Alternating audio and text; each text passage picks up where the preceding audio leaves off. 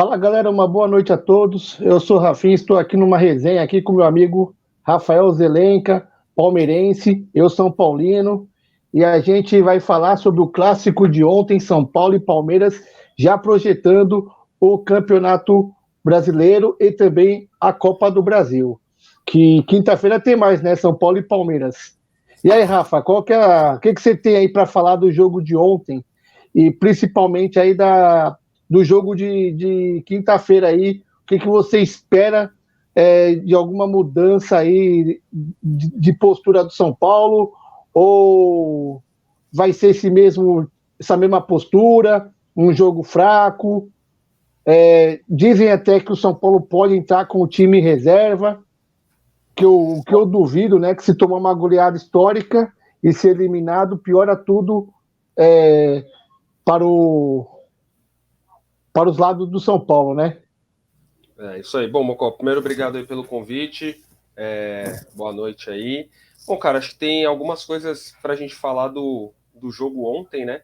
Eu acho que antes da gente pensar já na quinta-feira, acho que tem algumas coisas que a gente tem que falar tanto para o lado do Palmeiras quanto para o lado do São Paulo, né? Eu acho que, em primeiro lugar, eu acho que o São Paulo, no primeiro tempo, sobretudo ali nos primeiros 30, 35 minutos, foi um time bem encaixou bem a marcação. O Scarpa estava sendo praticamente anulado ali pelo Gabriel Neves, né? Se não me engano, que acho que estava marcando ele, jogou muita bola. Perfeitamente. Só que acho que nenhum time aguenta ficar mais do que 35, 40 minutos nessa postura, né? Acho que o São Paulo tem um problema ali físico, né? Isso é claro, isso vem de vários jogos aí que a gente vê. O São Paulo joga bem o primeiro tempo e no segundo tempo morre e não aguenta mais correr. Então acho que nitidamente isso aí é um problema da parte física. Bom, fora isso, a gente tem lá a questão do gol, né? Algumas coisas para a gente falar do gol do Patrick. Antes da gente começar a falar aí se foi legal, se foi de mão ou se não foi, tem uma coisa que pouca gente reparou. Se a gente olhar no gol, na hora do cruzamento, o Gabriel Menino, que está na frente do Patrick, marcando ele, né, do lado, diríamos assim, ele abaixa o corpo inteiro e aí o Patrick consegue bater a mão ou, enfim, o peito na bola e faz o gol. Eu não entendi por que o Gabriel Menino fez isso, não sei se ele ficou com medo de bater o peito na bola e fazer o gol contra, ou alguma coisa nesse sentido, mas para mim o primeiro ponto é que eu acho que ele falhou aí na marcação, no gol que saiu ali do Patrick. E a questão do gol ter sido de mão ou ter sido de peito, eu acho que a bola pega na mão dele, mas como não tem uma imagem conclusiva, eu até entendo o VAR ter dado gol, porque não faltou uma câmera ali com uma imagem mais conclusiva do lance, né? Não sei o que você achou. Sobre esse lance do Patrick, eu falei na hora, né? Que saiu o gol, eu fiquei esperando a reação do juiz. Como o juiz confirmou o gol e o bandeirinha correu pro meu de campo, eu falei, mas bateu na mão. Eu automaticamente vi que tinha batido na mão. Porém, aquilo que eu falei, a imagem não estava muito conclusiva. E parece que quando o Gabriel Menino ele abaixa para tentar o cabeceio, ou confiando que não tinha ninguém atrás dele, do time de São Paulo, a bola deu uma batida no braço dele também. A bola meio não dá para perceber se foi na nuca, se foi na cabeça, onde foi que pegou. E isso bagunçou um pouco assim a imagem tanto do VAR quanto do. Nem aquela câmera da Globo que fica atrás do gol conseguiu pegar com clareza se bateu na mão ou não. Na minha visão, eu anularia o gol, porque o próprio Patrick se denuncia depois. Sim, Que ele sai olha para o comemorando meio juiz e estranho, ele ele olha não para a mão tem muita dele. confiança. Ele não tá muito confiante que valeu aquele gol ali. Depois você vê que ele põe a mão na boca assim para falar com o pessoal, fica olhando para a mão, esperando, né, o VAR. Mas, cara, errado, né? O VAR tá aí para isso e não ter uma câmera, tem tanta câmera aí, sei lá, 50, 60 câmeras e não ter uma câmera ali dentro do gol ou numa posição mais estratégica, até numa cabeçada que se não me engano, acho que o Gabriel Menino dá e o goleiro do São Paulo faz uma defesa, o pessoal fala, será que entrou e não entrou? E tem uma câmera lateral que mostra que realmente a bola não entrou. acho que o VAR teria que colocar uma câmera ali justamente para evitar esse tipo de dúvida. Até se a gente for reparar, na hora do lance, eu estava vendo no Premiere, que acho que foi o único canal que transmitiu, eles nem reprisam, eles reprisam uma vez o lance e depois eles não reprisam mais, justamente porque não tem um outro ângulo, tem um ângulo de costa que apareceu depois, mas aí que não dá para ver, porque pode ser que tenha batido na mão ou não. Enfim, né? Aí vamos entrar naquela discussão do VAR, se realmente vale a pena, se não vale. Para mim, o gol foi irregular. Eu acho que bate no peito dele, dá uma resvalada na mão depois, mas o VAR acabou confirmando o gol aí. E acho que isso deu uma balada no time do Palmeiras, que não começou muito bem, como eu falei. O São Paulo começou encaixando muito, pressionando muito a saída de bola do Palmeiras, tentando empurrar. E isso que acho que acabou mexendo um pouco. Depois o Palmeiras progressivamente vai tentando melhorar. Tem uma bola que o Rony toca lá pro Gabriel Menino, que perde o gol ali, que era para, na minha opinião, chegar chutando. Ele domina e aí chuta depois. Acho que perdeu um pouco do time. E acho que foi isso, assim, no primeiro tempo. Foi bastante pressão do São Paulo. Como eu falei, o Gabriel Neves, para mim, foi o destaque. Talvez, dos jogos que eu vi do São Paulo, talvez tenha sido o que ele jogou melhor. Eu não vejo todos, mas dos que eu vi, acho que foi o que ele jogou melhor. Realmente ficou em cima do Scarpa, mordeu, tentou anular, tentou marcar, marcou bem, que é o motorzinho ali do Palmeiras, né? É a mente pensante. E aí não sei como que você viu desse lado, mas para mim o primeiro tempo do São Paulo foi superior ao do Palmeiras justamente por isso. Eu vi o Gabriel Neves foi o principal jogador de São Paulo, sim, no primeiro tempo, né? Principalmente na marcação do Zé Rafael, não, que o Zé Rafael estava suspenso, do Scarpa, porém ele abusou um pouco da violência também, né? Tanto é que ele saiu por amarelo. E o São Paulo se aproveitou bastante com o Patrick e o Reinaldo do lado esquerdo, nas costas do Gustavo Gomes, que eu não sei por que carga das águas, que quando o lateral está machucado, suspenso, o Gomes vira lateral direito. E já foi provado que ele, pela direita, não vai conseguir render basicamente nada, né? Então ficou um espaço muito, muito bom ali para o São Paulo, que o São Paulo não soube aproveitar. Na verdade, que o São Paulo fez o gol.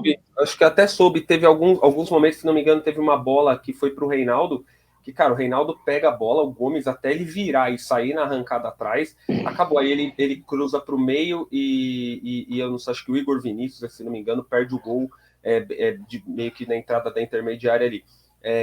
Eu também não entendo. Aquela da intermediária foi o Nestor. O Igor Vinícius foi aquela dentro da área, foi dentro da área dele lá que ele chutou reto e mandou para fora. Foi o Nestor. Também não entendo, eu acho que o Mike a gente sabe que não é nenhum primor técnico, né? Não é nenhum grande jogador, mas eu acho que entre você abrir mão do melhor zagueiro hoje atuando no Brasil para colocar ele de lateral, eu acho que não faz muito sentido. Aí ficou a zaga, né? Luan e Murilo. Luan não é aquele, não passa aquela confiança ainda mais num clássico, fora de casa, com torcida pressionando, o time pressionando, o time adversário pressionando. Então eu também não entendo essa escolha do Abel. Acho que contra o Atlético Goianiense já ficou bem claro que não deu certo e ele insistiu de novo. E aquilo, acho que é ruim, né? Porque a gente fica com um meia que limitado na questão da velocidade, né? Ele não tem velocidade para marcar, e a gente perde um zagueiro, que é o melhor zagueiro hoje, sem dúvidas, do futebol brasileiro e até do sul-americano. Então a gente acaba perdendo em 2 pontos, né? Acho que isso, para mim, não fez muito sentido nessas 2 partidas. Quando o São Paulo entrou no esquema 3-6-1, eu achei um absurdo. Só que depois, quando o São Paulo começou a ganhar o jogo pelo meio campo e pelo lado esquerdo, né, com o Reinaldo e Patrick, eu gostei até da alternativa do Rogério Ceni. Porém, quando o São Paulo precisou do meio campo, que foi no segundo tempo, o São Paulo não teve alternativas para mexer e manter o mesmo padrão, né? Até porque o banco de reserva do São Paulo não corresponde à qualidade dos titulares, né? E o São Paulo está sofrendo com muitas lesões aí, então por isso que estava com o time bastante modificado e entrou com essa postura aí bem defensiva que no primeiro tempo até que conseguiu fazer frente ao Palmeiras. Porém, as quantidades de gols que o Palmeiras perdeu assim foi um pouco superior à do São Paulo no primeiro tempo. Por mais que foi 10 chutes para cada lado, o Jandrei fez 2 ou 3 defesas muito boas no primeiro tempo e teve aquela que o Scarpa bateu em diagonal, que o Arboleda tirou, que o Jandrei já estava batido. Então, assim, sim, já no primeiro tempo, por mais que o jogo foi pau a pau, foi parelho, o Palmeiras teve as principais ações do jogo, assim. Então, eu acredito que o Rogério Ceni ele mexeu errado no segundo tempo. Ele deveria ter tirado, sim, o Patrick, que estava cansado, colocou o Éder no lugar do Nestor. Na verdade, o que ele faz ali no segundo tempo, ele chama o Palmeiras para cima, né? Então, o que ele faz? Ele tira o Ronaldo e coloca o Miranda, ele tira o Caleri, que era o único cara que estava segurando a bola lá na frente, coloca o Éder, que é um cara que tá pesado, tá gordo, a gente sabe que não é um cara que vai encaixar um contra-ataque, né? E aí ele também, né, acaba tirando o Gabriel Neves, que até então estava marcando muito o Scarpa, e acabou tirando, acho que também por conta do cartão amarelo, né? Ele acaba tirando e coloca o Pablo Maia. E, cara, ele fazendo isso, ele chama o Palmeiras. O Palmeiras ele foi empurrando, deixou o São Paulo ali com praticamente todos os jogadores atrás da linha da bola, ali no último terço, ali no último quarto do campo, como se fosse um boxeador, né? Jogou nas cordas e foi batendo, e uma hora ia sendo cauteado, e foi o que aconteceu. Como eu falei, né? Se o Palmeiras não ganhou, talvez não foi o jogo mais técnico, no primor mais técnico, mas ganhou na raça, ganhou na vontade, ganhou em não desistir, né? Acho que o segundo tempo, mesmo perdendo de 1-0, botou bola na trave, continuou com calma, não ficou igual maluco, dando chuveirinho toda hora para a área, lançando para ninguém. Acho que fez os 2 cruzamentos ali, os 2 que encaixou foram gols. Acho que o Miranda falhou no primeiro gol do Palmeiras. Ele não sabia se ele marcava o Murilo, se ele marcava o Gomes. E aí, quando você deixa um cara igual o Gomes, né, o cabeceador nato igual ele, sozinho, na área, fatalmente, ou vai ser gol ou vai levar bastante perigo. Então, acho que o segundo tempo foi um jogo à parte. Acho que é um outro jogo. Acho que não dá nem para acreditar que foi o mesmo São Paulo do primeiro tempo. Acho que o Palmeiras evoluiu um pouco no segundo tempo, mas muito em função do cansaço do São Paulo, e que a gente sabia que não ia conseguir marcar. O Patrick no segundo tempo, cara, morto, não aguentava mais correr, claramente ainda está longe da forma física ideal dele. Então acho que e nas substituições também eu acho que o Rogério se equivocou, acho que ele foi mal também. Tanto é que na hora que o Palmeiras tira o Luan e coloca o Mike em campo, o São Paulo não conseguiu passar mais no meio de campo. Sim. O Palmeiras voltou a dominar o jogo por completo. E uma coisa importante também, o Dudu ele troca de lado no segundo tempo, né? Foi onde ele melhorou, que no primeiro tempo ele não apareceu. No primeiro tempo ele não jogou nada, e a hora que ele troca no segundo tempo, porque ele não queria voltar para marcar, para cobrir as costas do Gomes, né? Ele queria ficar mais solto. E aí, quando ele coloca o Mike na lateral, quando faz a troca, coloca o Mike na lateral, o Dudu fica mais limpo para poder trocar de lado e correr em direção ao gol, né? E é quando ele melhora de fato. Exato, o Dudu ficou mais solto, né? Tinha liberdade para ir para a esquerda, para a direita e criar outras alternativas. Voltando para o primeiro tempo, teve um lance lá do Jandrei com o Rony, que o Rony deu uma tropeçada no Jandrei lá. Eu vi muita gente na internet pedindo pênalti. Você achou que aquilo foi pênalti? Eu acho que é interpretativo. Se a gente for olhar a imagem, a gente vê que o Jandrei ele já está indo para a bola, junto com o Rony. O Rony ele chega a dar um toque na bola antes, e aí eu não sei se o Jandrei entra no meio das pernas do Rony, se o Rony entra no meio das pernas do Jandrei. Eu, particularmente, eu não marcaria. Eu acho que foi muito muito mais claro o gol de mão do Patrick do que esse pênalti. Eu acho que esse pênalti é interpretativo. Na minha interpretação, eu não marcaria, porque por mais que o Rony ele dá um tapinha na frente, o Jandrei ele já está correndo embaixo, né? Ele já está meio que pulando embaixo para pegar a bola. Mas também, ao mesmo tempo, se o juiz desse, daria para entender. Assim, na minha interpretação, não foi, mas eu também ouvi algumas pessoas falando que foi. E também, se desse, eu acho que não seria nenhum absurdo, nenhuma coisa assim, porque realmente é um lance que gera bastante dúvida. Eu não sei o que você achou, mas eu fiquei com essa impressão. Eu tenho a mesma opinião que você. Eu não marcaria pênalti porque é o seguinte, o Jandrei já estava praticamente com o domínio da bola, né? O Rony, tanto é que o Rony, para não pisar no Jandrei e talvez ser expulso, né? O Rony dá uma puladinha para não ter contato nenhum. Aí, quando o Rony pula, o corpo do Jandrei resvala na perna do Rony, aí cria toda a confusão lá do pênalti. Mas, na minha opinião, não foi pênalti. Sobre o gol, é aquilo que eu falei. Eu anularia o gol, porque para mim o lance estava inconclusivo, mas o Patrick ele se denuncia.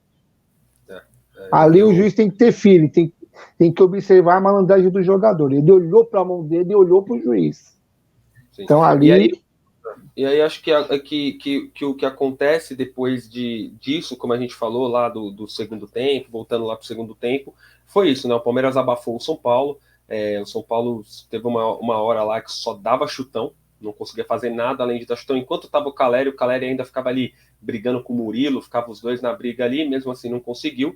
E aí depois saiu o Caleri, entrou o Éder, aí foi tudo por água abaixo. Então, mas aí começou o São Paulo cair literalmente de qualidade e de físico, porque assim, ele tirou o Caleri que estava incomodando a defesa do Palmeiras sozinho. O Caleri estava cansado, mas é melhor você manter o Caleri cansado em campo do que você tirar o Caleri e colocar o Éder e deixar o Éder sozinho para brigar com o Gomes e o Murilo, que são dois zagueiros de muita qualidade e força física. Então tanto é que como o São Paulo não conseguia sair da intermediária dele, que o Palmeiras alugou o meio campo, e o São Paulo não conseguia chegar nem no meio campo, nem ultrapassar o meio campo. Todas as bolas batiam e voltavam. O que aconteceu? O Gomes e o Murilo viraram centroavantes. Sim. Tanto é que teve um lance que o São Paulo... Para cabecear tranquilamente, não tem nem preocupação se vai ter um contra-ataque. Não tinha. O Danilo ficou ali na contenção, né, para caso sobrasse uma bola, mas o Palmeiras sabe o mais recuado era o Danilo. Sim, teve uma bola, se não me engano, acho que nos 15 ou 20 minutos do segundo tempo, que o Patrick, ele tá na frente do cara que tá marcando ele do Palmeiras, que eu não me lembro quem era, ele dá um tapa na frente e ele não aguenta chegar. Ele tá, Gabriel aí, Menino. Foi um dos poucos lances que o Gabriel Menino ganhou no jogo, que foi outro que jogou muito mal ontem. Extremamente mal. E é isso, assim, então é o que eu falei lá no começo, quando a gente começou a conversar. Eu acho que o São Paulo ele tem uma questão física aí, não é o primeiro jogo que o São Paulo cansa no segundo tempo, acho que isso está acontecendo recorrente aí. Eu vi isso, os jogos que eu vejo do São Paulo, como eu falei, que não são todos, mas os que eu vejo, todas as vezes, chega o segundo tempo, 15, 20 do segundo tempo, o São Paulo tá morto, esvaído, não aguenta mais correr. E isso aí é um problema que não é técnico só, né? É um problema de departamento médico, de fisiologia, enfim, de academia, sei lá da onde, mas que tem que correr, né? O São Paulo foi aquilo que o Rogério falou no final da entrevista. O São Paulo empatou até os 90 minutos, só que o jogo teve 96, então não adianta você tem que ganhar quando o juiz apitar o final, né? Antes não adianta. Então, o São Paulo tá com uma fábrica de memes aí com os treinadores, né? Já teve aquela do Diniz lá, nós ganhamos o segundo tempo de 2-1, depois de ter tomado 4-2, né? Do LDU, e agora essa. A gente ganhou os 90 minutos. Aí não dá também, né? A gente ganhou os 90 minutos. Não tem essa. Você perdeu o jogo. Porque teve mais 7 minutos de acréscimos e em 5 minutos você tomou uma virada histórica. Que foi histórico a virada. Não adianta falar que não foi. Para os dois lados, né? Foi histórico para os dois lados. Sim.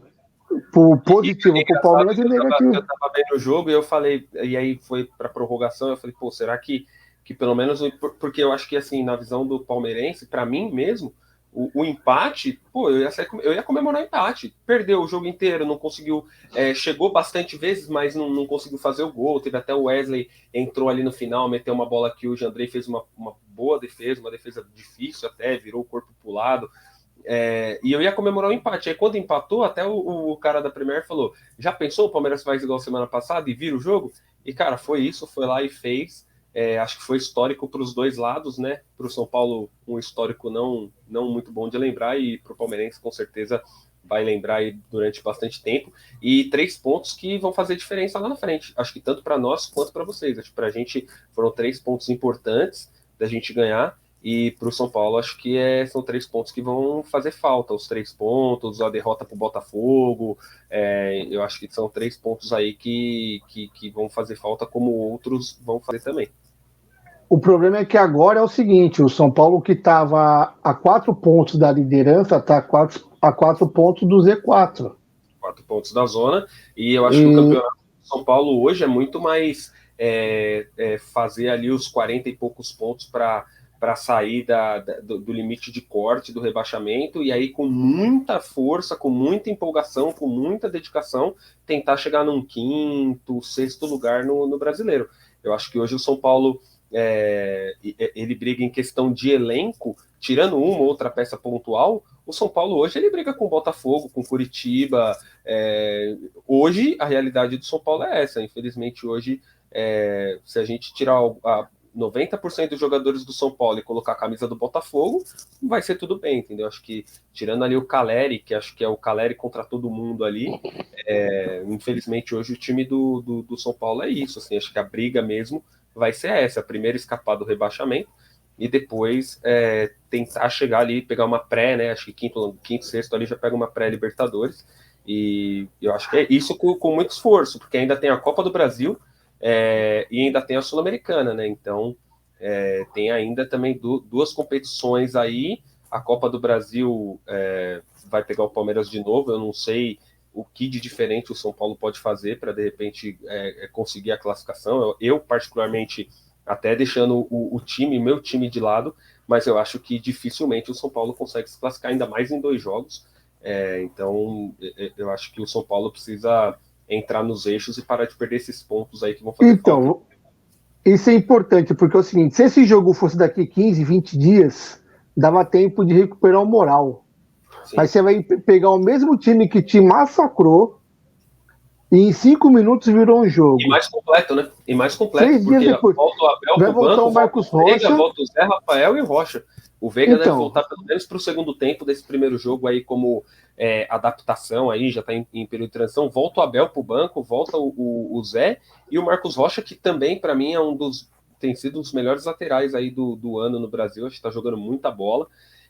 Então o São Paulo está, cara, psicologicamente está extremamente destruído, né? Acho que além do técnico, né, do físico, acho que ainda o psicológico vai ter que tentar dar algum jeito, porque eu acho que vai ser bem difícil, sinceramente. Ontem teve a coletiva lá do Rogério Ceni depois do jogo.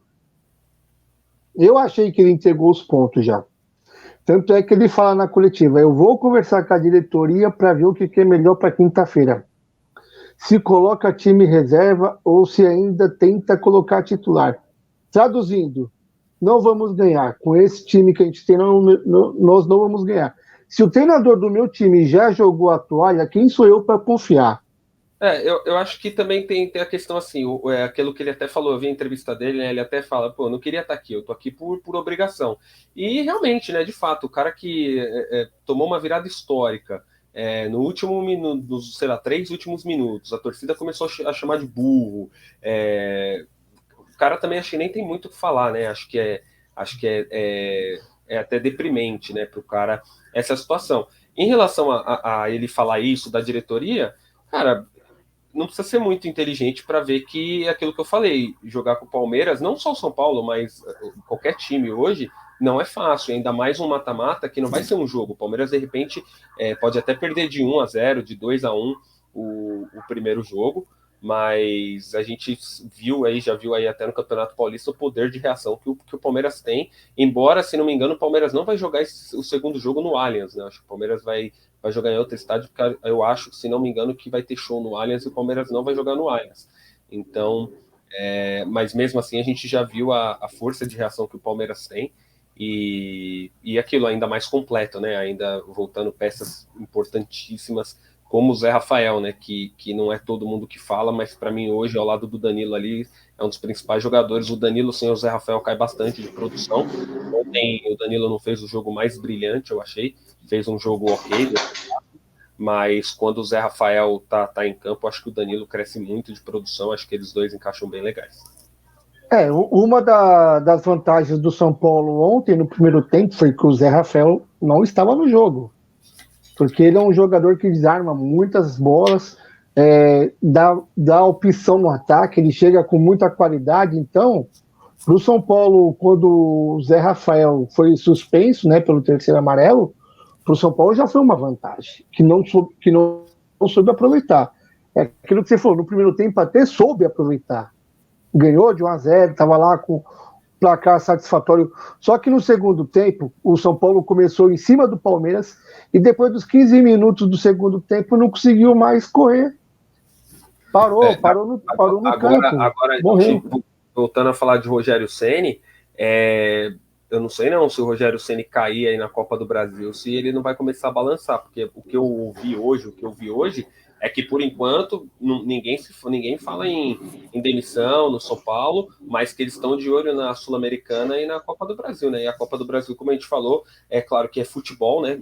Tudo pode acontecer, não dá pra gente nunca cravar 100%, mas eu acho que tem grandes chances do São Paulo ficar pelo caminho aí já na próxima fase. Então, eu não sei a Sul-Americana, quem é que vai pegar, mas se o Rogério não abrir o olho, eu não sei se ele termina o ano empregado, não, pelo menos no São Paulo. Pela minha visão de ver, de entender, e pelo que eu vejo que as diretorias fazem aí no dia a dia, vai depender muito da forma que vai perder. Porque que vai perder, vai. Isso tá na cara. Se o São Paulo... na cara que vai perder, que é capaz que ganha. Então, esse é o problema. Às vezes, é que o Abel é muito inteligente. O Abel não deixa os jogadores dele subir para a cabeça. Isso é um ponto que vale a pena a gente tocar. Eu comentei ali quando a gente estava começando a conversa, o mental, né? Acho que o psicológico dos jogadores do time do Abel é fora de série, né? Assim, eu acho que eu poucas vezes vi uma equipe tão centrada. Você vê, como eu falei lá no começo, o Palmeiras perdendo 90 minutos do segundo tempo, e o Palmeiras estava lá, os jogadores do São Paulo todos atrás da linha da bola, e o Palmeiras estava lá tentando criar, sem dar chutão, sem ficar dando cruzamento a esmo, chuveirinho, sem para ninguém. Os cruzamentos que o Palmeiras deu foi sempre buscando alguém, passou perto, às vezes que não fez gol, e aí fez os 2 gols. Então acho que é um time que não se abala, né? Na verdade, eu já tinha percebido isso quando a gente entrou lá no Campeonato Paulista com 2 gols de desvantagem, e eu pensei que o time ia entrar nervoso, ia entrar... E não, entrou tranquilo, foi tocando, foi mais... E foi o que o Palmeiras fez ontem, jogou bola de verdade até o juiz apitar, né? Então, e aí foi premiado aí com os gols, mas acho que tudo isso passa pela calma dos jogadores, pelo psicológico estar em dia, enfim, né, por esses fatores que eu acho que fazem muita diferença no dia a dia do futebol.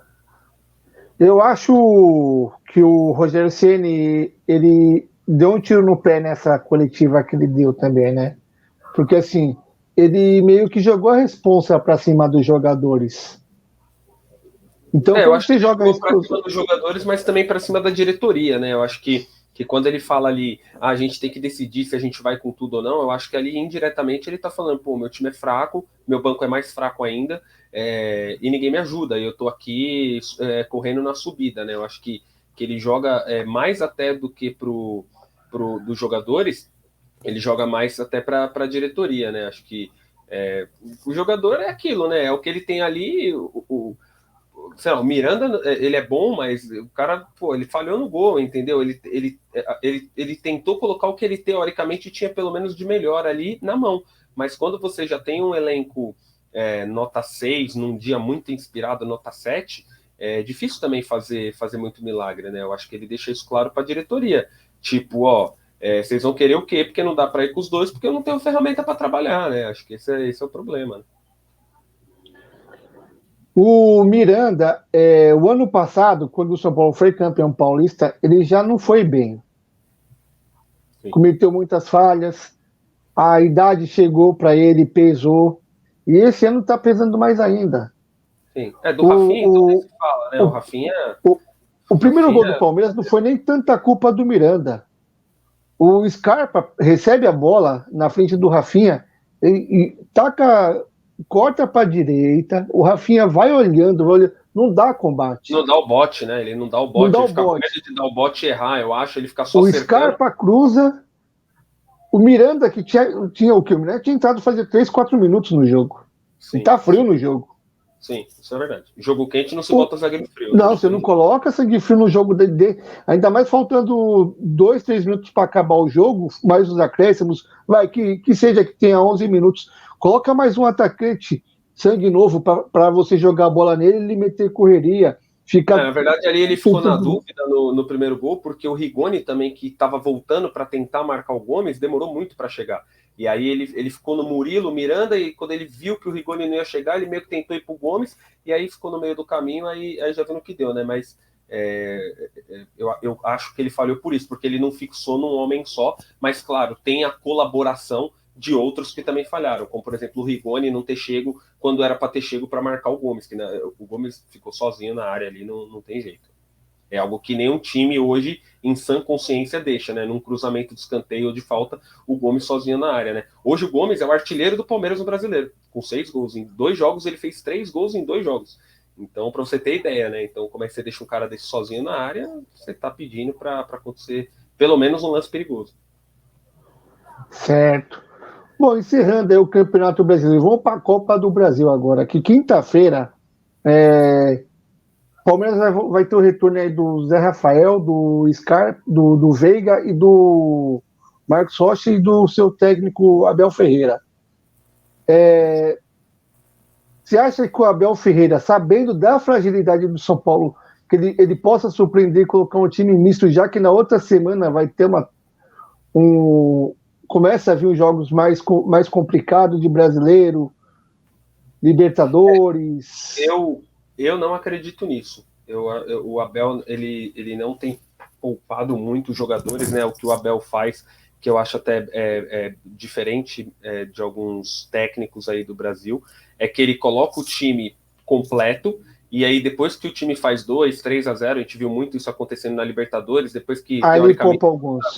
Aí ele tira ali 3, 4, ele faz todas as substituições e aí ele poupa o pessoal, né? Eu não acredito, principalmente o Abel inteligente, estrategista como ele ele sabe que o São Paulo está com o psicológico abalado, ele sabe que ele vai ter o time completo na mão. Eu acho que o Abel vai armar um time para ir para cima e para tentar liquidar já no primeiro jogo, meter uns 3-0, 3-1, tentar deixar o segundo jogo um pouco mais frio.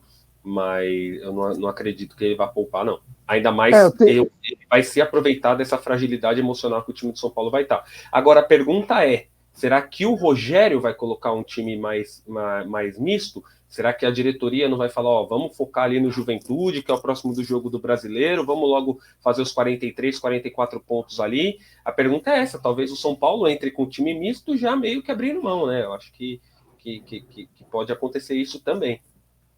Pelo que eu entendi da entrevista do Rogério, por ele, com toda certeza, é time misto. Sim. Ele abriu mão da Copa do Brasil, ele abriu mão. A entrevista dele foi clara, ele abriu mão da Copa do Brasil. Sim, quando ele fala que se colocar o time completo, pode lesionar jogadores e a diretoria, ele tá jogando pra galera e tá deixando na mão da diretoria, né? Então, é isso. Eu acho que não acho difícil o São Paulo entrar com um time alternativo. Misto. Eu acho que pode acontecer. Bom, e aí a gente, de repente é até bom, né? É difícil saber, de repente entra com um time alternativo e o pessoal que entra tenta dar um gás a mais, tenta mostrar alguma coisa a mais. Aí que tá, e se ele coloca o time alternativo, os caras vão lá, acertam um baita jogo e ganha bem. Aí vão falar, tá vendo? Tinha que ter colocado o Luciano, tinha que ter colocado o Rigoni, porque time alternativo você pensa o quê? Rigoni, Luciano. Sim. Na verdade, é o que o pessoal ia falar ontem, né? Se ele não fecha o time e perde o jogo, o pessoal fala, tá vendo? Não fechou o time, devia ter fechado, fez 1-0, fecha. Aí fechou também e perdeu. Aí o pessoal fala, pô, tá vendo? Foi fechar o time, foi chamar pra cima. É aquilo, né? Tudo tem os dois lados. Eu também acho que se o jogo tivesse se encerrado ontem 1-0, a história hoje seria outra. Ia ser outra, ia ser o Rogério Ceni dando o tático, o esquema de jogo do abafa do São Paulo. eu acho que tanto a mídia quanto o torcedor, né, é muito passional, né? A gente, às vezes, um lance, dois lances mudam o jogo e a gente acaba sendo passional de mudar a opinião e de tentar ver com outros olhos, né? O torcedor pode ser passional, né? O treinador não pode, que nem ele não pode. Sim, Porque, sim. assim, agora na Copa do Brasil, que outro jogo vai ser na quinta-feira, quarta-feira, dia 29, Uhum. eu acredito Vai ser no 100% que Allianz ele. nesse segundo jogo? Você conseguiu ver aí? Você consegue ver? Eu acho que não vai ser no Allianz, se não me engano. Tenho quase Não, não. certeza que. O Palmeiras tem 6 datas reservadas aí para um show do Coldplay, se eu não me engano. Então, e aí eu acho que o segundo jogo da Copa do Brasil, ele cai em dia de show. Porque é isso aí mesmo. É isso aí mesmo. O Palmeiras, ele. Quer ver? Eu vou até dar uma pesquisada aqui. O segundo jogo da Copa do Brasil não vai ser no Allianz, tenho quase certeza. Vou até confirmar aqui.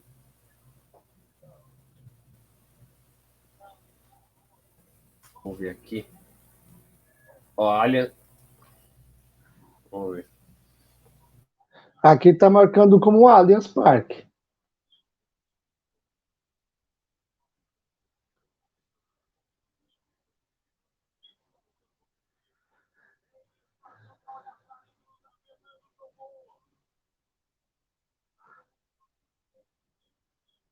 De outubro já está reservado para show do Coldplay. Então eu confundi. Nessa, né, agora contra o São Paulo vai jogar o segundo jogo em casa assim.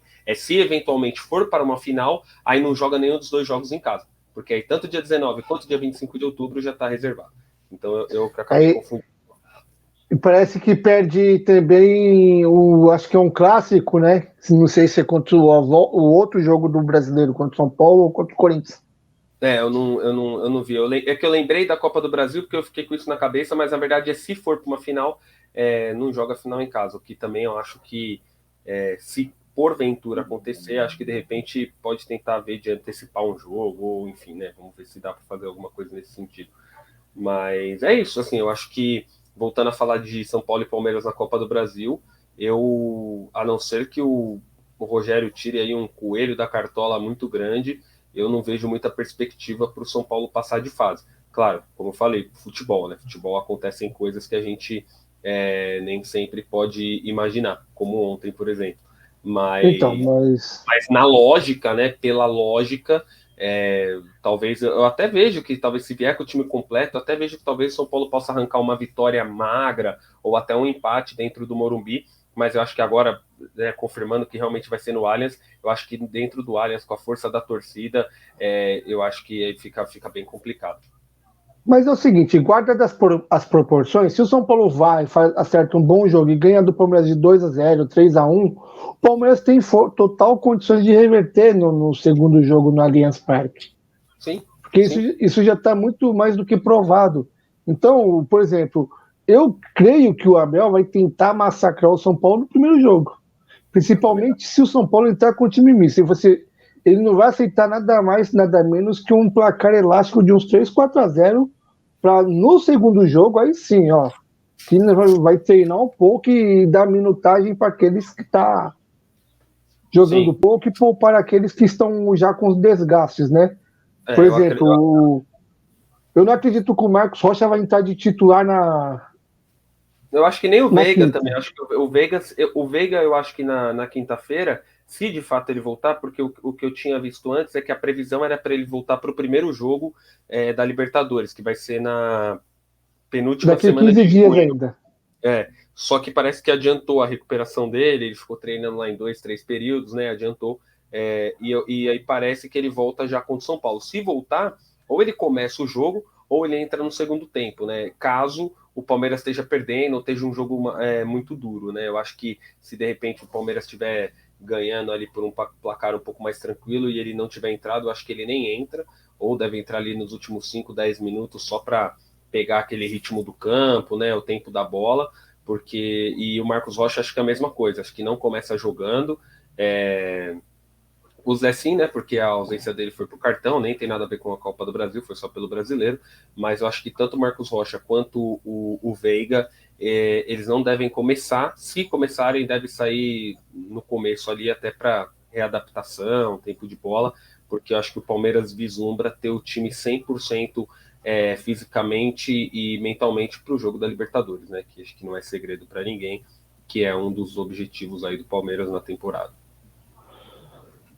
Então, mas aí o pensamento do Palmeiras agora está voltado para que, claro, o Palmeiras quer ganhar também, tudo que disputa quer ganhar, né? Mas é quase impossível ganhar tudo, tamanha a qualidade dos outros times que também estão na competição, independente de estarem mal ou não, como Flamengo e Atlético Mineiro. Mas eu acredito sim que o Palmeiras deva passar com uma. É até com tristeza que eu falo isso. Eu acredito sim que o Palmeiras passa com facilidade pelo São Paulo, com uma extrema tranquilidade. E assim, se jogar sério mesmo, se não perder aquela caralhada de gol que perdeu ontem, tem condição de jogar o segundo tempo já classificado. Eu acho que o São Paulo ele tem uma chance, que eu até esqueci de falar, uma chance de incomodar o Palmeiras, né? Acho que por mais que o Palmeiras ganhou ontem no Morumbi, o Morumbi ainda é um estádio que assombra um pouco o Palmeiras aí, né? A gente tem uma história de dificuldade de vencer lá.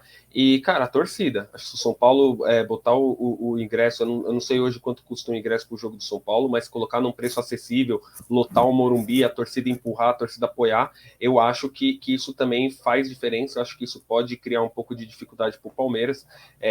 Mas é aquilo, vamos ver se a torcida vai querer empurrar depois de ontem, depois do que aconteceu ontem, né? A gente até viu, acho que viralizou aí para todo mundo aquele torcedor que menino jogando a camisa lá. Né, pô, o cara tá puto ali. Eu não faria aquilo, eu jamais jogaria a camisa, mas eu até entendo a frustração do cara ali. Mas eu acho que se o São Paulo colocar um preço acessível, lotar o Morumbi e a torcida empurrar, a torcida apoiar, eu acho que isso pode ser o 12º jogador de São Paulo. Tem que ver aquilo que eu falei, se vai estar no preço acessível, se a galera vai estar na pegada de apoiar depois de ontem, e é isso, mas pode fazer a diferença. A questão é o seguinte: o que eu, São Paulino, os nossos amigos São Paulinos, se a gente sentar amanhã para tomar uma cerveja e bater o papo e conversar, o que você espera do São Paulo para quinta-feira? Todo mundo vai falar a mesma coisa, vai falar praticamente a mesma coisa. Cara, que jogue pelo menos com a vontade, com vontade. Sim. Esse negócio, eu confio no meu time, vamos passar, isso é discurso clichê para pagar que é torcedor que confia sempre. Não, tem jogo que não dá para confiar. Um time que perde do Botafogo, como o São Paulo perdeu, joga um primeiro tempo muito bom contra o Palmeiras e no segundo tempo não consegue mais jogar, morre no segundo tempo e toma um vareio de bola que tomou e só não perdeu demais porque o Jandrei fez milagres no jogo.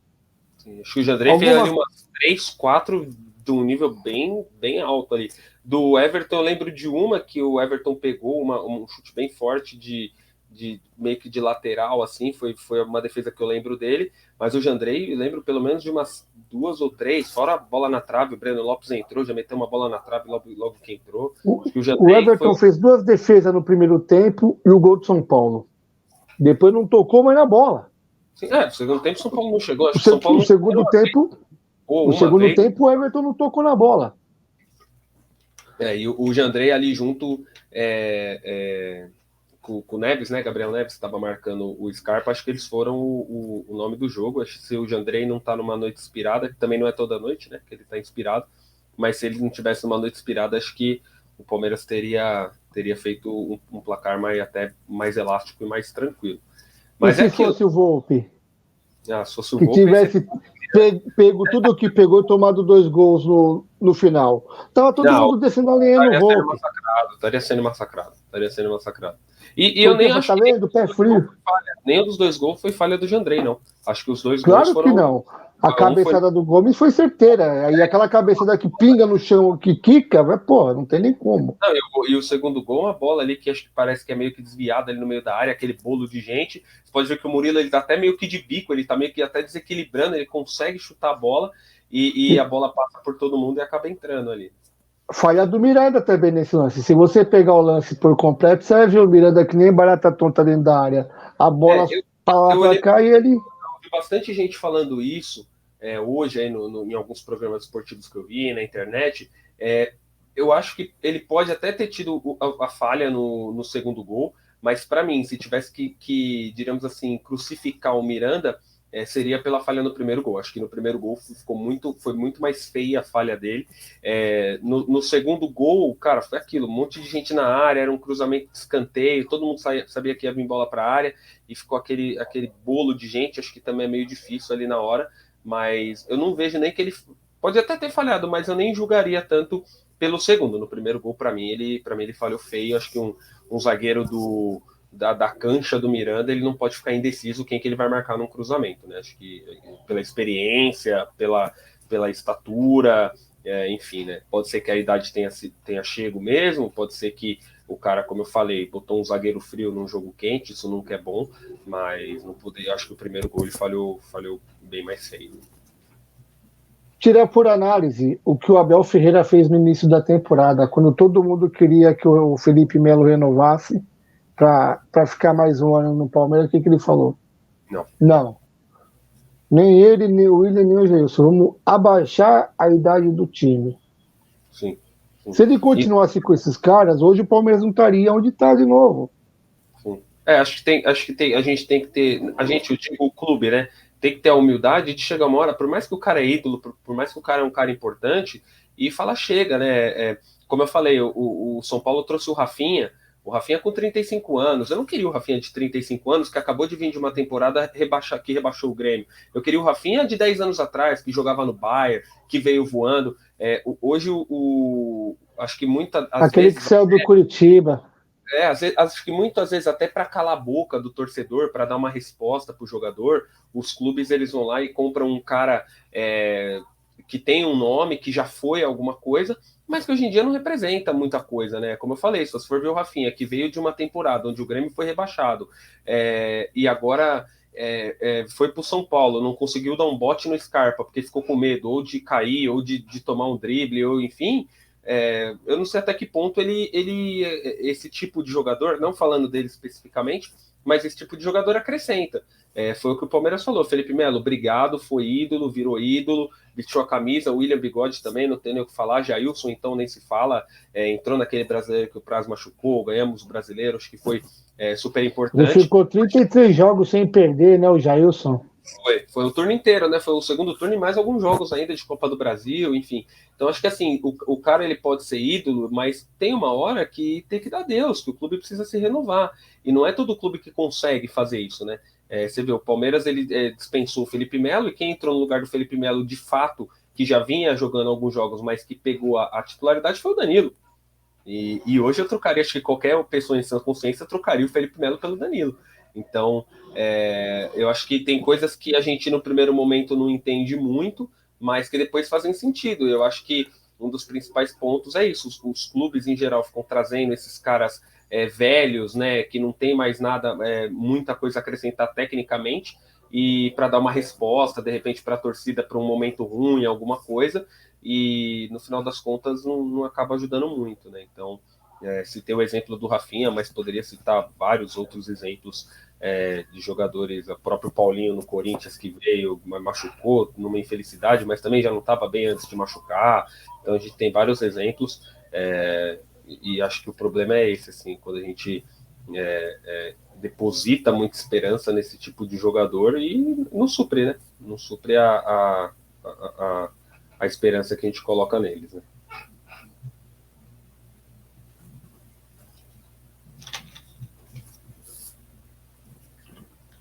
Caiu aí? Voltou?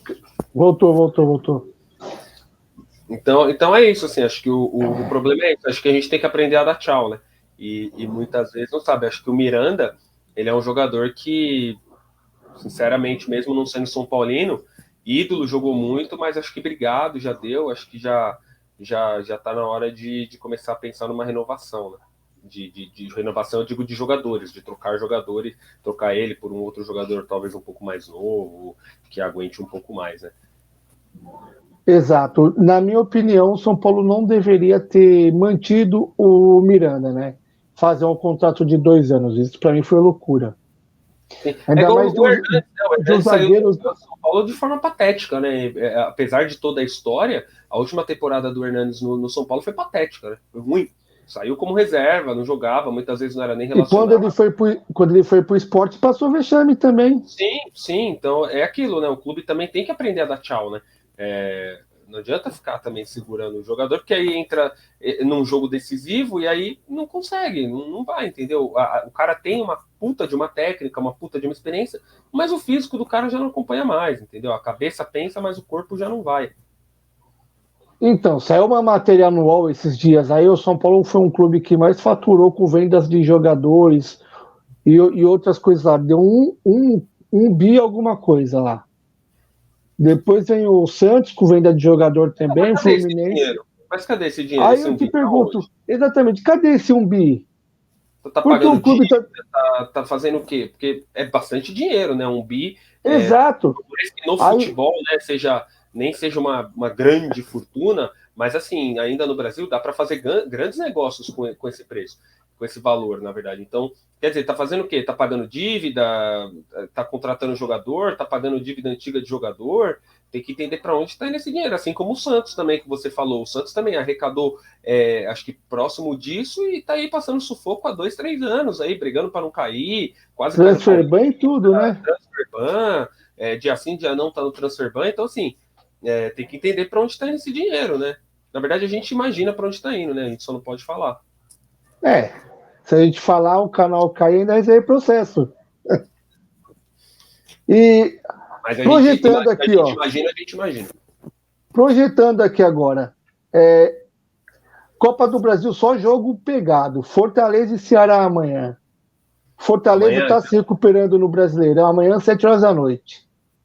O Fortaleza está se recuperando o no Ceará Brasileirão contratou aí. quem? Eu não cheguei. Quem que tá agora de técnico? Porque o Dorival saiu, né, para ir pro Flamengo. Quem que entrou agora pro Ceará?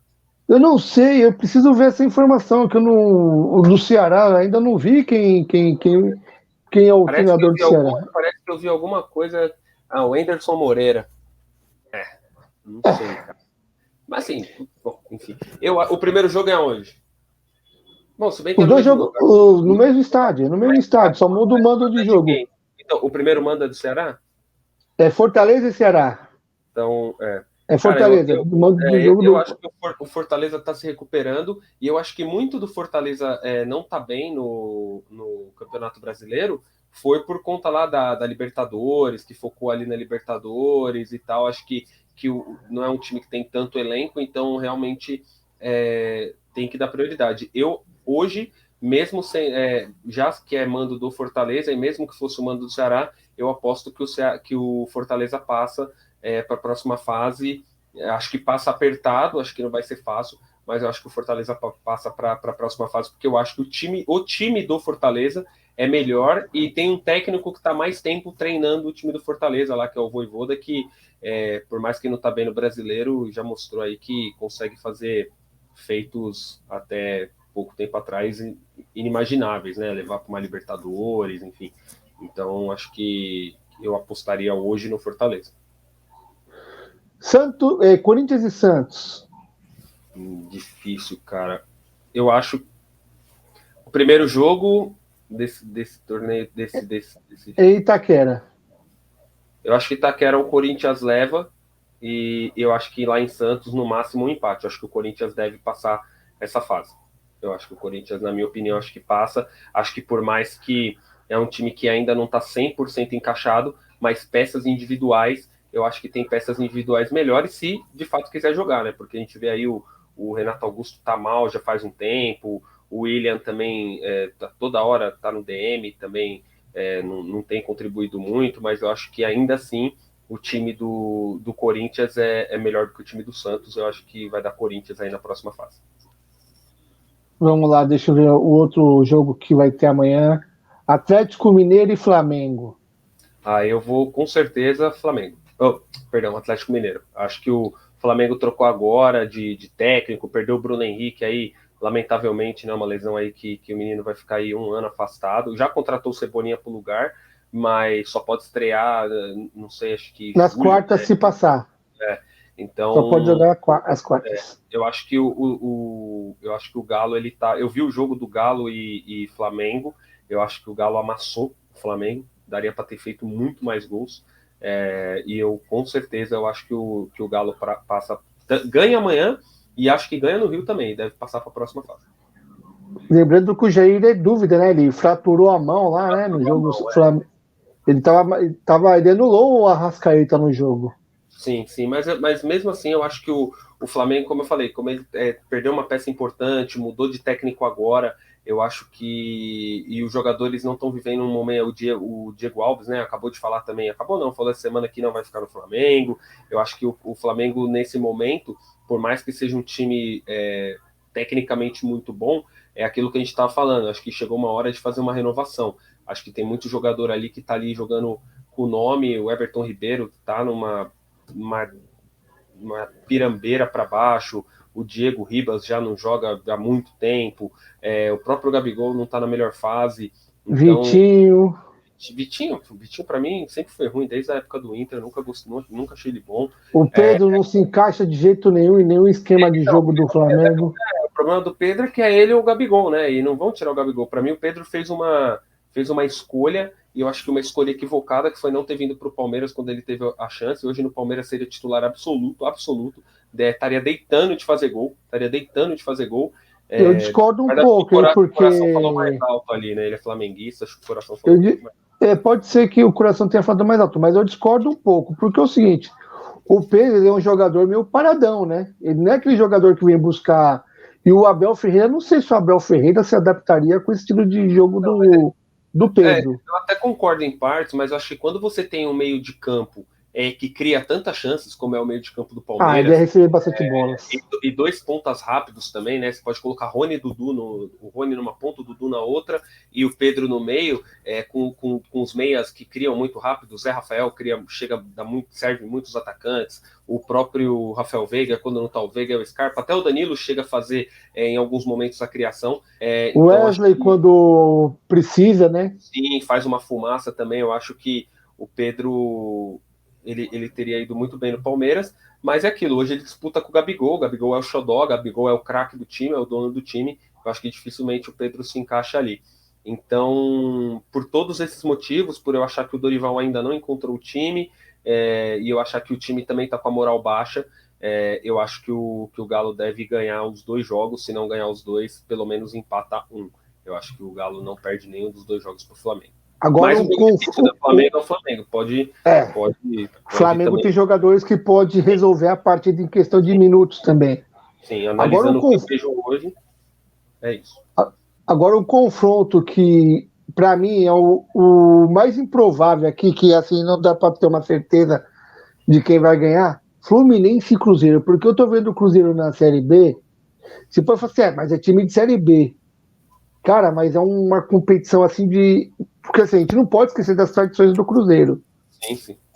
Não pode se apegar que o Fluminense está na Série A e o Cruzeiro está na Série B. Sim. E tem o Edu que está fazendo gol de tudo quanto é jeito. Fluminense e Cruzeiro no Maracanã, quinta-feira. Cara, eu acho que nesse confronto, por alguns motivos, eu acho que quem vai passar é o Fluminense. E eu te falo por quê. O Fluminense não montou um time ruim. O time do Fluminense é um time... claro, não vai brigar ali por um campeonato brasileiro e tal, já foi eliminado da Libertadores também, mas para mim acho que é um time médio. O Cruzeiro, eu acho que não só pelo time, tá? Não só por ser um time de Série B e tal, mas o que eu acho? Acho que o foco do Cruzeiro não é esse, acho que o Cruzeiro está mais focado do que nunca em subir. Eu acho que esse é o principal foco do Cruzeiro, é subir. Eu acho que esse ano talvez seja o ano aí que o Cruzeiro tenha mais chance de subir desde que caiu. Não só o Cruzeiro, o Vasco tá vindo bem também. Mas eu acho que por esse motivo, pelo fato do Cruzeiro estar focado em subir para a Série A, eu acho que não vai dar o seu melhor ali, não vai jogar tudo que tem. E eu acho também que mesmo sendo um bom time para a Série B, eu acho que ainda tem uma diferença técnica com o Fluminense. Eu acho que o Fluminense, nesse momento, é mais time, joga o primeiro jogo em casa. Eu acho que o Fluminense deve fazer o resultado no primeiro jogo. Mas mesmo se não fizer, eu acredito que o Fluminense passe para a próxima fase. Eu acho que o Cruzeiro está focado, está com problemas maiores para resolver, que é o de subir. Tô com você nessa. Eu acho que se fosse jogo único, o Cruzeiro teria chances maiores. Sim, ou se o Cruzeiro tivesse subido ano passado e não tivesse essa preocupação, acho que poderia dar um jogo mais parelho, né? Embora, como você falou, o Cruzeiro tem história, né, na Copa do Brasil, é um time gigante, mas eu acho que tem problemas, tem prioridades diferentes nesse momento. E o último jogo, América e Botafogo também em Minas Gerais, no Horto. Jogo difícil de opinar. Primeiro jogo. Difícil de opinar. O América tem se mostrado nos últimos tempos, né, um time um pouquinho melhor aí, não, ainda é um time pequeno a nível Brasil, mas tá ali, né, tá figurando, chega ali numa briga por uma vaga de Libertadores, disputou a Libertadores, tudo bem que também foi eliminado aí, mas também caiu num grupo forte, né, que tinha o Galo, enfim, e deu até trabalho pro Galo, né, também no jogo que eles fizeram. O Botafogo, sinceramente, para mim é uma incógnita. Tem jogo que o Botafogo joga muito, tem jogo, como eu acho que contra o São Paulo, acho que o Botafogo foi super bem, e tem jogo que o Botafogo vai mal pra caramba, toma 4, toma 3. Então, para mim, talvez esse para opinar seja o mais difícil, mas eu vou de América. América passa. Também confio mais no América. Mas acho que se o Botafogo passar também não vai ser nenhuma surpresa, porque acho que talvez o que esteja mais pau a pau a disputa. Botafogo e América, né? Mas eu vou apostar hoje no América. E esquecemos aqui de falar de Atlético Goianiense e Goiás, que é amanhã também. Clássico, né? Clássico. Cara, eu vou de Atlético Goianiense. Eu vou de Atlético Goianiense, não vou ficar em cima do muro, não. Eu vou de Atlético Goianiense. O Atlético Goianiense tem um time mais consistente, né? O time é um pouquinho menos pior do que o Goiás, mas eu acho que tem um cara que pode fazer muita diferença no Goiás, que é o Tadeu, né? Tadeu, que esse cara pega no gol é inacreditável, né? Se fosse um cara que soubesse se vender... E ele tá muitos anos no Goiás, né? Se fosse um cara que soubesse se vender um pouco melhor... Ele é novo, ele só tem 32 anos. Eu pensei que ele tinha uns 35, 36. Pra mim, se ele fosse um cara que soubesse se vender um pouco melhor, ele já estaria num time que de fato fica na Série A todo ano, né? Eu achei ele muito bom. E eu acho que talvez ele é o único cara que pode fazer a diferença para classificar o Goiás, ainda mais se de repente for por uma disputa de pênaltis, alguma coisa assim. Mas o time do Atlético Goianiense eu acho um pouco mais coeso do que o do Goiás, né? Por mais que veio aqui, tomou gol do Palmeiras, tomou um monte de gol aí, tomou uma virada, mas não é muito parâmetro, né? Jogou fora de casa contra um time bem arrumado, mais no Atlético Goianiense. O Atlético Goianiense tomou 4-2 do Palmeiras, mas se você for pegar o contexto geral do jogo, o que surpreendeu não foi o placar em si, foi a postura do Atlético Goianiense dentro de campo. O Atlético Goianiense, no segundo tempo, depois que estava tomando de 4-1, foi para cima do Palmeiras. Foi mesmo, isso aí. Eu tava lá no jogo, inclusive, eu tava lá no estádio, e deu para ver isso nitidamente, tanto que até faz o segundo gol ali, né? Não adiantou muita coisa, mas fez. Não sei se teve algum outro time que fez 2 gols no Palmeiras no Campeonato Brasileiro, não lembro agora de cabeça, eu acho que Ceará, no primeiro jogo. Foi 2-0, né? Foi 3-2. 3-2. Então, fez mais, mas aí você vê que é raro, né? Não são todos os jogos que acontecem, então eu acho que é um time, por mais que tomou 4 aqui em 7 minutos, mas eu acho que é um time mais arrumado que o Goiás. Eu acho que o Goiás fatalmente deve cair aí para a Série B. Então eu acho que o Atlético Goianiense vai passar essa daí. Depois a gente vai ver se os palpites estão certos. Bahia e Atlético Paranaense. Atlético Paranaense mudou muito a postura depois que o Felipão chegou. Não tem o que falar, né? O Felipão é velha escola, é antigo, é old school, mas o cara, quando tem que botar a mão ali e falar eu sou eu e vamos comigo, se os caras compram a ideia dele, vira mesmo a família escolar e eu não vou falar que muda o time de patamar, mas melhorou muito o Atlético Paranaense, né? Desde a chegada dele. Eu acredito que o jogar contra o Bahia é difícil, né? Ainda mais o primeiro jogo sendo lá. Eu acho que não é fácil também, é um time até bem encaixado, mas eu acredito que o Atlético Paranaense deva ganhar um e empatar outro, provavelmente empatar fora e ganhar em casa. Eu acho que o Atlético passa sem perder nessa fase. Correto. Agora sim, dia 1º de julho, sorteio da Copa do Brasil. para ver, que é sorteio também, né? Ainda não está aí chaveado. Chaveamento, né? Uhum. Chaveamento é para semifinal e a final só. Desses aí que você falou que vai passar, Atlético Goianiense, Atlético Paranaense, Fortaleza, Corinthians, Atlético Mineiro, Fluminense. Qual desses você fala assim, pô, no sorteio seria bom se viesse tal time? Qual seria?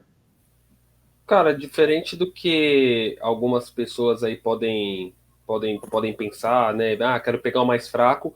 Eu gostaria, se passasse, de pegar já logo ou o Corinthians ou o Galo, pegar um time mais forte, de repente fazer até um clássico, que eu acho que é melhor aproveitar enquanto ainda a temporada não está tão longa, que a gente está menos cansado. Então, se a gente pega esses jogos mais difíceis agora, eu acho que tem maior chance de ganhar, porque o time, o elenco em si não está tão cansado, não está tão rodado. A gente viu aqui, vai acabar lá em outubro. Então, pô, você pegar lá em agosto, setembro, aí você vai ter Libertadores, vai ter Copa do Brasil, vai estar em meio que reta final de Campeonato Brasileiro. Eu acho que é mais difícil pegar os times melhores. Então, eu preferia de cara aí já pegar logo um Atlético Mineiro, um Corinthians, até o Fortaleza mesmo, se passar. Eu preferia pegar já os mais fortes. O Atlético Paranaense, eu preferia pegar os mais fortes já. Aí que tá. A Copa do Mundo começa dia 22 de novembro. Os Isso. times têm que, as seleções, os jogadores têm que se apresentar. Por exemplo, os brasileiros vão para a Granja Comari um mês antes, dia 22 de outubro. Uhum. O Campeonato Brasileiro acaba em novembro. A final da Libertadores é dia 18 de novembro. E a final da Copa do Brasil também é na última semana de outubro. Traduzindo, se o Palmeiras chegar na final da Libertadores da Copa do Brasil, a possibilidade de não ter Veiga, Danilo e o Everton e Piquerez é gigante. O que é um absurdo, né? O que essas competições aí, por exemplo, a Libertadores, podia puxar um pouco, né? Já foi durante 6 meses, por que não diminuir um mês até a final, diminuir um pouco o espaçamento dos jogos? A Copa do Brasil é a mesma coisa, a gente viu que a Copa do Brasil acho que ainda daria, porque o segundo jogo é no dia 25 de outubro. Eu acho que quem teria que se apresentar dia 22 consegue segurar para jogar dia 25, se apresentar ali dia 26, 27, acho que aí tudo bem. Mas, cara, você chegar numa final de Libertadores. E você perder seus principais jogadores. Independente do time que seja, né? Eu acho que o time que chega numa final de Libertadores, provavelmente ele tem alguns jogadores selecionáveis, né? Diríamos assim. Então, acho que o espetáculo perde, o time perde, né? Eu acho que, por exemplo, se der um Palmeiras e River Plate, o River também vai perder jogadores, o Palmeiras, ou se derem outros times também, com certeza vão perder. Eu acho que perde o espetáculo, perde o time. Eu acho que num ano de Copa do Mundo, ainda mais essa que é a típica, a competição, né, perde mais. A competição perde mais, porque ela desvaloriza o produto dela. Os caras ficaram 3 anos, 2 anos, acho que antes, sabendo que a Copa ia ser disputada no final do ano. E não no meio do ano. Eles poderiam ter se programado de uma forma melhor, né? Então, eu acho que é um absurdo a Conmebol, principalmente, nos programar em relação a isso, sabendo que um time que vai chegar numa final ou numa semifinal, fatalmente ele tem jogador de seleção, né? Dificilmente ele não vai ter. Então, acho que prejudica todo mundo. Acho que nenhum lado sai beneficiado. Aquele caso, punido pela competência, né? Pois é, exatamente isso. Então, agora você imagina o Palmeiras jogar sem Gomes, sem Piquerez. Não, sem o Gomes Everton. não vai, porque o Paraguai não se o Paraguai não classificou. foi, é verdade. Mas o Piquerez, o Everton, eventualmente, quem sabe o Danilo, a gente não sabe se ele vai ser convocado, se não vai. É ruim, né? É ruim perder esses jogadores que fazem tanta falta e é torcer para se a gente chegar, quem tiver do lado de lá também perder jogadores importantes, né? Acho que a torcida vai ser. E vai que o Tite do nada lembra que existe o Rafael Veiga, né? É melhor nem lembrar, deixa ele lá. Já que agora pode ser. A FIFA liberou convocar 26 jogadores. Já pensou? Eu acho difícil e, para ser bem sincero, eu acho que, para mim, como palmeirense e que almeja estar lá na final, prefiro que ele nem lembre. Prefiro que ele deixe o Veiga quietinho lá no Verdão e para ele poder jogar a final aí, que o Veiga também é um cara que tem se mostrado extremamente decisivo em jogos decisivos, né? Ele é um cara que não pipoca. É um cara que joga bem em jogo pequeno e joga melhor ainda em jogos grandes, né? Então é uma perca bem considerável. Certo, Rafa. Considerações finais aí, que vamos assistir aí Palmeiras e Vasco pelo Brasileirão Sub-17 na Sport TV. Vai começar já Vai estou começar agora às 9h30. preparado para assistir aqui também. Cara, agradeço o convite, papo muito bom. Sempre que quiser, estamos aí. Vamos ver depois se as previsões aí vão bater. Certo. Vamos voltar aí nas próximas semanas aí com mais convidados aí, fazer um bate-papo legal aí com mais gente aí. Maravilha. Eu vou estar na Tá audiência. certo? Pode ficar tranquilo. Muito obrigadão aí, Rafa. Valeu, um Uma abraço. boa noite. Tamo junto, amigo. É nóis. Valeu, amigão. Tchau, tchau. Valeu. Tchau, tchau.